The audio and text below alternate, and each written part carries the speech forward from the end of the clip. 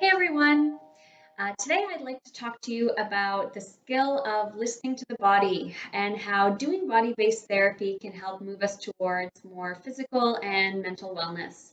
And I'm going to recruit the help of one of my favorite books here by social worker Gabi Garcia called Listening to My Body. And I love sharing this book with kids and teens and even adults to highlight that this is a new concept to a lot of people. And if you didn't learn this growing up, it might take some practice as an adult. And what I mean when I say body-based therapy is that we move away from the pure intellectualization of our problems. And we know that if we could think our way or talk our way out of all of our problems, we wouldn't become upset by things that we know to be untrue or irrational. And our bodies are trying to tell us something whether we're listening or not. And over a prolonged period of time, if we ignore what our bodies are trying to tell us, that can lead to some pretty significant, not only mental health, but some physical health problems, chronic illness and disease. And sometimes we intellectualize our problems because we don't want to go inside our bodies. Physiological sensations can be quite unpleasant. So sometimes I, try and talk so I can stay up here instead of noticing my jaw is tight or there's a tightness in my chest or a reeling of my stomach. So when we do body-based work, we are looking at three things. We recognize that all emotions have a physiological sensation that is attached to them. All emotions have a name attached to them.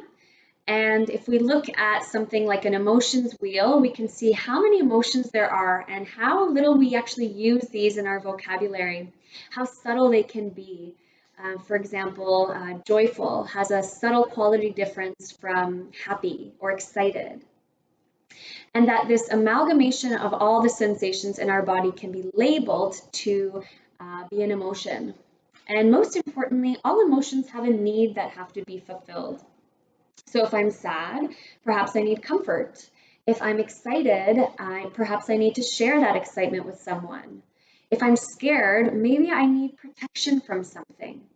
If I'm anxious about something, maybe I need some support to show like I can actually overcome this.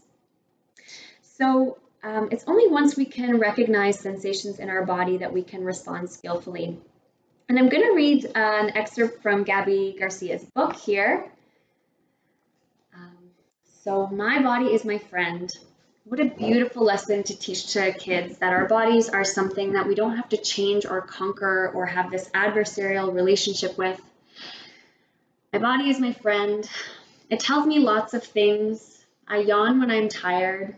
My stomach growls to let me know I'm hungry. And sometimes I get goosebumps when I'm cold. This happens on its own without me doing anything.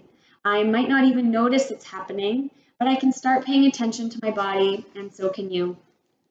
Then I'll fast forward some pages here. Listening to my body and naming what I feel takes practice, but it helps me to figure out what I need. Do I need to have a snack, drink some water, or get some rest? Do I need to take deep breaths or sing my favorite song? Do I need to sit in a quiet place alone or go outside and jump around? The more I practice listening to my body, the better I get at responding with care and kindness for myself. I can get better at listening to my body, and so can you. So for kids, recognizing what they're feeling and seeking out support from a trusted adult can be helpful. And for adults, we can help ourselves a little more or seek out support when we need it. But the first step is figuring out what it is we need. So I hope this talk has inspired you to listen to your body, to teach this concept to your kids, or to pick up this awesome book. And I hope you have an awesome day. Bye.